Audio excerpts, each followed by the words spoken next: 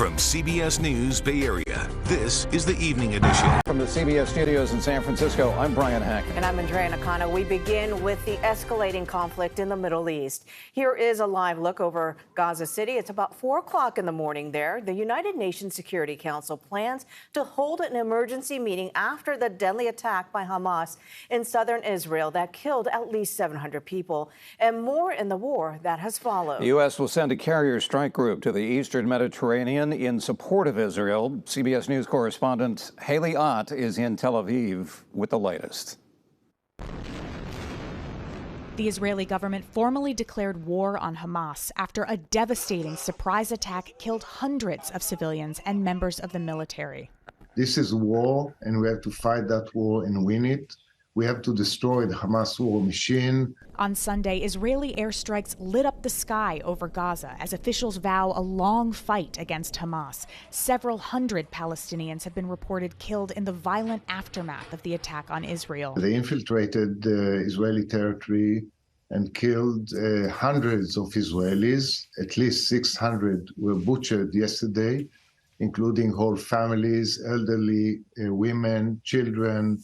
Babies were taken out of their mothers' lap and murdered. Israeli forces are still working to remove Hamas fighters holed up in several towns in southern Israel. The assault isn't over. There continue to be very active fighting around Gaza. The leader of the Palestinian terror group says militants in Gaza are holding dozens of Israeli hostages and will not release them until all Palestinian prisoners in Israeli jails are freed. Dozens of people have flocked to this center set up in Tel Aviv for families of the missing or those taken hostage. They've come for any information. They're even leaving DNA samples in the hopes that that could help find their loved ones. 23-year-old Hirsch Goldberg-Polin has been missing since the attacks. Goldberg-Polin's father says he received 2 short phone messages at one point saying, quote, "I love you and I'm sorry." At least 260 bodies were removed from a music festival that came under Hamas attack. Back here in the Bay Area, a dueling rally just outside of San Francisco's Israeli consulate. Some demonstrators showed up in support of what they call Palestinian self-defense. They're calling for the end to decades of ethnic cleansing of Palestinians. Counter-protesters showed up in support of Israel, speakers leading chants, holding signs, and making their voices heard. John Ramos is talking with Bay Area locals about their reaction to the intensifying conflict.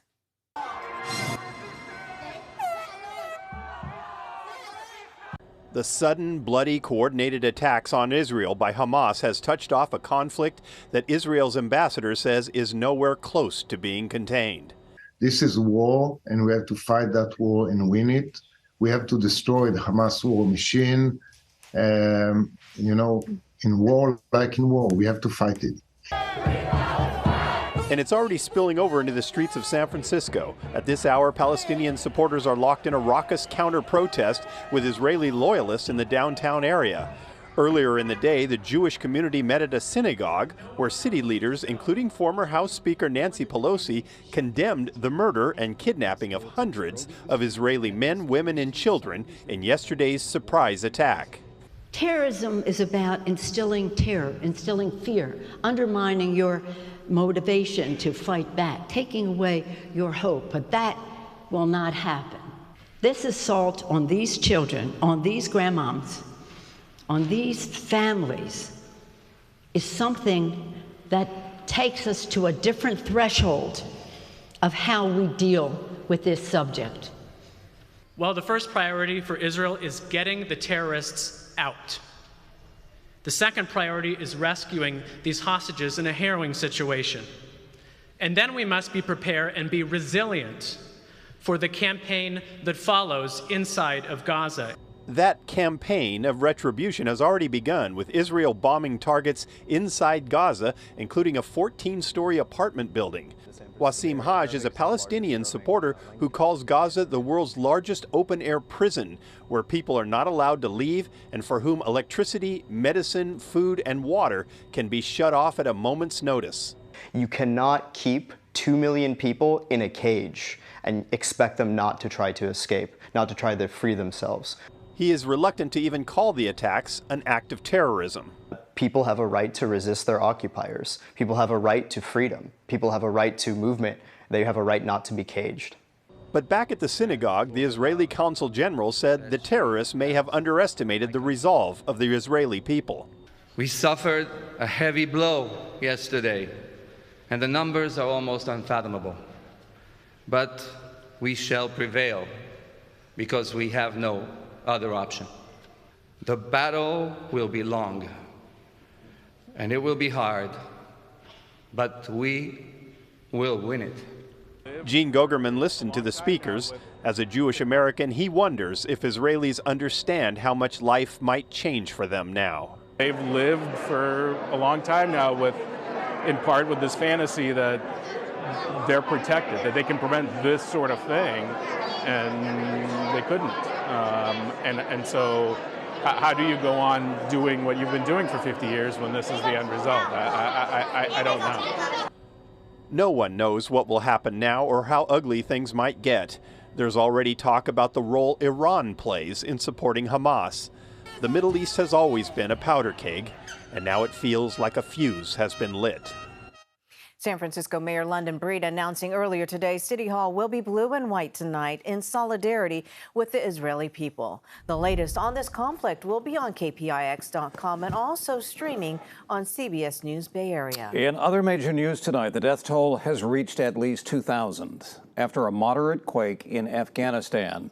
A magnitude 6.3 that struck on Saturday, epicentered 25 miles west of Herat City in the western Herat province, the third largest in Afghanistan.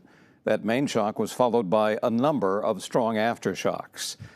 A desperate rescue attempt is ongoing to find survivors after that quake in the collapsed buildings.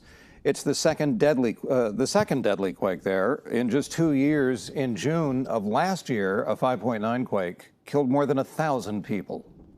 Back here at home, we had some heat through the first half of the weekend, but the fog started rolling in. Look at that. Lots of places saw a cool down today. Darren Peck is here. And Darren, are you saying that we might see some rain in the near future? We're going to see some rain in the near future. Okay. Tomorrow, North Bay for certain. South of the Golden Gate, you got a chance you might get something. But the cool down is really the first big story. Some of us were 20 degrees cooler today than yesterday. Oakland, San Francisco, that was you. Santa Rosa was 12 degrees cooler. You were in the upper 60s today in San Francisco. Everybody else cooled down. Those inland valleys got down to the upper 80s. I'll show you numbers coming up in a second. The cool down is the first item. We're going to get noticeably cooler tomorrow. But then the rain starts to arrive. See that leading edge of clouds right there? If we visualize this using the forecast models, which can now see inside that, there is the cold front.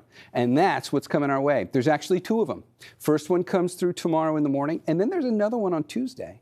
If you notice, though, the pattern there, we're just on the very southern edge of these. So there's not going to be a lot of rain to this, but here's the leading edge of it. That's tomorrow, about 10 a.m., 11 a.m., and we're starting to see some of the leading edge showers in the North Bay. When we get back together in the complete forecast, I'll walk you through Monday and Tuesday. We'll time this out for the whole bay. I'll see you with that in just a few minutes, guys. Back to you. Thank you, Darren. Now to Oakland, where police are busy investigating 4 separate shootings that happened overnight. They were within a few hours of each other. Police say all the victims are in stable condition. Oakland leaders plan to install 300 automated license plate readers to help fight crime. Fleet Week is wrapping up. The Blue Angels put on their third and final air show over the San Francisco Bay for spectators. The Blue Angels launched themselves into a corkscrew formation just above the clouds. They flew down in formation and soared over the Golden Gate Bridge. And more fun in town today. The Italian Heritage Parade made its way from Fisherman's Wharf through North Beach this afternoon, as it has done every year since 1868.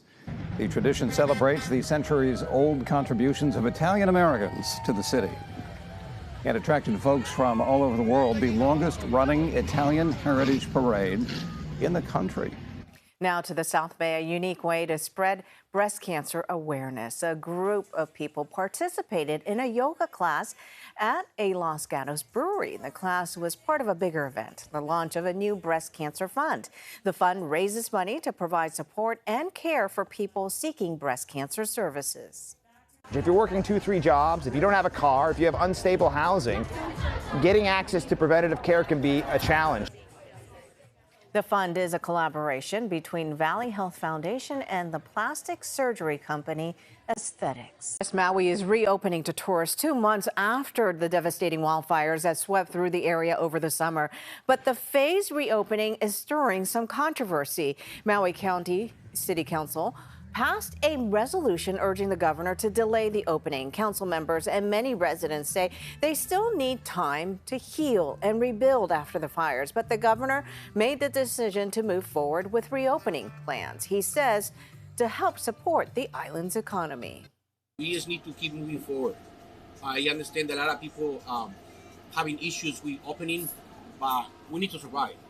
It's the only way, The return of vacationers will happen in stages. The town of Lahaina will remain closed until further notice. Thanks for watching. 60 Minutes is next. See you back here at 11. Until then, the news continues streaming on CBS News Bay Area.